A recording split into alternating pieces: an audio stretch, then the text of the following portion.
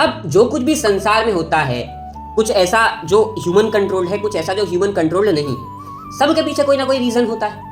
और उस चीज़ में जो कोर रीज़न होता है, जैसे कि फॉर एग्जांपल गाड़ी अगर चल रही है रोड पे, तो उसका कोर रीज़न क्या है? क्या मोटर है? नहीं, फ्रिक्शन है, जिस फ्रिक्शन पे वो टायर घूम पा रहा है। क्या हम लोग जो चल रहे हैं उसके पीछे का रीज़न क्या है? मे बी फ्रिक्शन ही है। जब हम कुछ ऊपर फेंकते हैं वो नीचे आ जाता है, उसके पीछे का रीज़न क्या है? भाई जी है, ग्रेविटी है। ठीक है, तो ऐसे ही जब हम सांस ले रहे हैं, तो हम सांस क्यों ले रहे हैं? क्योंकि बॉडी को ऑक्सीजन चाहिए और हमारे लंग्स इसीलिए यहाँ से ऑक्सीजन खींच रहे हैं। ऐसे ही जब हम किसी के साथ बैठे हैं और वहाँ पे खाना खा रहे हैं, तो खाना क्यों खा रहे हैं? अल्टीमेटली तो हमारी भूख मिटाने के लिए खा रहे हैं। तो ऐसे बड़ी सारी अलग अलग चीज़ें हैं, सबके पीछे कोई ना कोई कोर रीज़न होता है।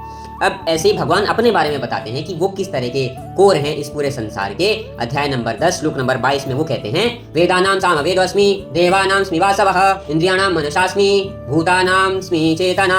अर्थात कि जब मैं 4 वेदों की बात करता हूँ अर्जुन, तो उन 4 वेदों में मैं सामवेद हूँ। जब मैं इस पूरे संसार के जितने भी लोग हैं, उनके पास जितनी इंद्रियां हैं, उन इंद्रियों की बात करता हूँ जीवों की, तो उनमें मैं मन हूँ, क्योंकि मन सबसे शक्तिशाली कोर होता है। जब मैं देवों की, स्वर्ग की बात करता हूँ, तो मैं उस स्वर्ग का राजा, उसका रूलर हूँ, इंद्र। लेकिन जब मैं जीव की बात करता हूँ जो जिंदा होता है, तो उसके जिंदा होने का प्रमाण उसकी जीवन शक्ति, उसकी चेतना में हूँ। यानी कि हमारा जो बॉडी है, जो जब तक इसमें जान है, तो वो जान जिस चेतना के कारण है, वो चेतना भी कृष्ण है।